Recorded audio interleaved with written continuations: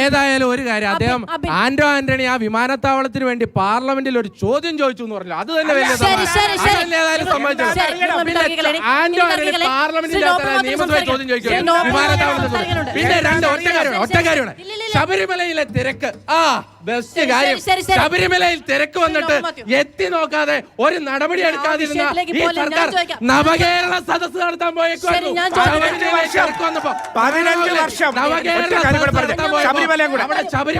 ശബരിമലയിൽ സ്ത്രീകളെ കയറ്റാൻ ആചാരം തെറ്റിച്ച സ്ത്രീകളെ കയറ്റാൻ കൂട്ടുന്നവരാണ്. ഇതൊന്നും മറക്കില്ല, ഇതൊന്നും ജനം മറക്കില്ല. ആചാരം തെറ്റിച്ച സ്ത്രീകളെ കയറ്റാൻ കൂട്ടുന്നവരാണ് ജനം മറക്കില്ല. ശബരിമലയിൽ ആചാരം തെറ്റിച്ച് സ്ത്രീകളെ കയറ്റാൻ കൂട്ടുന്നവരാണ് ജനം മറക്കില്ല. ആചാരം തെറ്റിച്ച് സ്ത്രീകളെ കയറ്റിയവരാണ് ജനം മറക്കില്ല. അപ്പൊ ഇനി ഞാൻ പറഞ്ഞോട്ടെ, ഞാൻ ചോദിക്കാനാണ് ഞാൻ ഇവിടെ നിൽക്കുന്നത്. ജനീഷിന് മറുപടി പറയുകയും ചെയ്യും. ജനീഷ് പറഞ്ഞതിൽ ശ്രീ നോബൽ മാത്യുവിന് എതിർപ്പുള്ള കാര്യങ്ങൾ അദ്ദേഹം പറഞ്ഞതിന് ശേഷം ഞാൻ ചോദിക്കാനാണ് ഞാൻ ഇവിടെ നിൽക്കുന്നത്. വെറുതെ പ്രശ്നം ഉണ്ടാക്കരുത് പ്ലീസ്. എനിക്ക് ജനീഷിനോടോ അബിൻസിനോടോ ഒന്നും എനിക്ക് വലിയ പിണക്കമോ ഒന്നുമില്ല. ഞാൻ എൻ്റെ കാര്യങ്ങൾ മാത്രമേ പറയുന്നുള്ളൂ. ഇപ്പോൾ ബഹുമാനപ്പെട്ട ജനീഷ് ഭാരത് മാതാ പദ്ധതി എന്നൊക്കെ പറഞ്ഞപ്പോൾ എനിക്ക് വാസ്തവത്തിൽ അഭിമാനം ഉണ്ടായി. ജനീഷൊക്കെ അങ്ങനെ പറഞ്ഞു തുടങ്ങിയല്ലോ, നല്ല കാര്യം.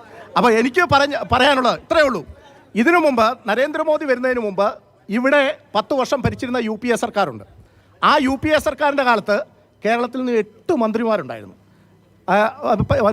ഒരു നല്ല അലങ്കാരിക ഭാഷയിൽ പറഞ്ഞാൽ 6 പൈൻറ്റും 2 ഫുള്ളും. AK ആന്റണിയും വയലാർ രവിയും 2 ഫുള്ളും.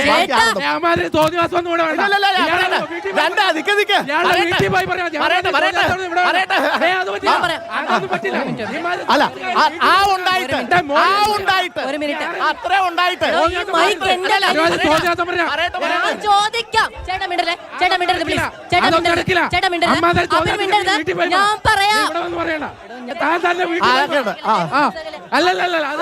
സഹമന്ത്രിമാരും 2 കേന്ദ്ര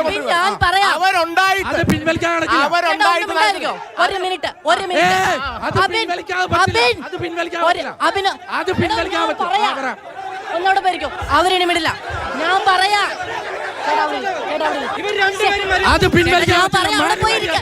അല്ല, നിങ്ങൾ എന്താ ഉദ്ദേശിക്കുന്നത്? തല്ലി തീർക്കാന്നാണോ? ഞാൻ ചോദിക്കാം. അഭിനയ ഇനി സംസാരിക്കരുത്. ഞാൻ പറഞ്ഞത് ഇനി സംസാരിക്കരുത്. അവിടെ നിൽക്ക. ഈ പറയുന്ന ജനീഷിനെയോ ഈ പറയുന്ന അഭിനയോ നോബിളിനെയോ ഞാൻ നേരിട്ട് വിളിച്ചാൽ അവരുടെ പാർട്ടി നിയോഗിക്കുന്ന ആളുകളാണ്. ചേട്ടൻ പറഞ്ഞത് എനിക്ക് മനസ്സിലായി. നിങ്ങൾ എന്താ ഉദ്ദേശിക്കുന്നത്? തല്ലി തീർക്കാം എന്നാണോ? അല്ല, എന്നാ മിണ്ടാതിരിക്കും. ഞാൻ പറയാം, എനിക്ക് പറയാനുള്ളൊരു ഗ്യാപ്പ് തരൂ. ഈ വ്യക്തികളെ ഇങ്ങനെ ഇത്തരത്തിൽ വിശേഷിപ്പിക്കാൻ പാടില്ല. 8 കേന്ദ്രമന്ത്രിമാരുടെ പേര് പറഞ്ഞ അവരുടെ ശാരീരിക സവിശേഷതകൾ കൊണ്ട് സംസാരിക്കാൻ പാടില്ല. അത് ചെയ്യാൻ പാടില്ലാത്തതാണ്. ചേട്ടൻ അത് പിൻവലിക്കണം എന്നുള്ളതാണ് അവരുടെ ആവശ്യം. ഞാൻ പറയുന്നു, 6 കേന്ദ്രമന്ത്രിമാരും കേന്ദ്ര സഹമന്ത്രിമാരും 2 ക്യാബിനറ്റ് മന്ത്രിമാരും ഇവിടെ ഉണ്ടായിരുന്നു. അവര് ചെയ്തതിന്റെ 10 ഇരട്ടി പരിപാടികളാണ് കഴിഞ്ഞ 10 വർഷമായിട്ട് ഇവിടെ നടപ്പിലാക്കിക്കൊണ്ടിരിക്കുന്നത്. അതാ ഞാൻ പറഞ്ഞത്. ആവശ്യം നടന്നു. ഇവിടെ റെയിൽവേ, ഇവിടെ ഭാരത് മാല പദ്ധതി, അത് ആ കാര്യം തന്നെ ഞാൻ പറഞ്ഞോളൂ. 6 കേന്ദ്ര 2 ഫുൾ മന്ത്രിമാരും ചെയ്തിരിക്കുന്നു. അത് പിൻവലിക്കാതെ മുന്നോട്ട് പോകാൻ പറ്റില്ല. അത് നടക്കില്ല.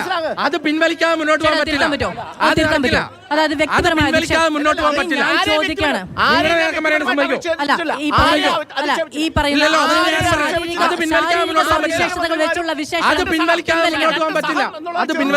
പറയാണ് ചെയ്യുന്നത്. ഞാൻ പറയാണ്. 1 മിനിറ്റ് ഞാൻ ചോദിക്കാം. 1 മിനിറ്റ്. ശ്രീ നോബൽ മാത്യു അങ്ങ് സഹമന്ത്രിമാരെയും മന്ത്രിമാരെയും ആണെങ്കിലും ആളുകളെ ആണെങ്കിലും അങ്ങനെ ആ സ്ഥാനത്തെയാണ് അദ്ദേഹം പറഞ്ഞത് എന്നാണ് ഞാൻ പറയുന്നത്.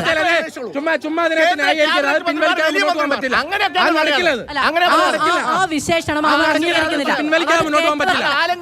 അത് തിരുത്താനുള്ള അത് കേരളത്തിന്റെ കാര്യം പറഞ്ഞു.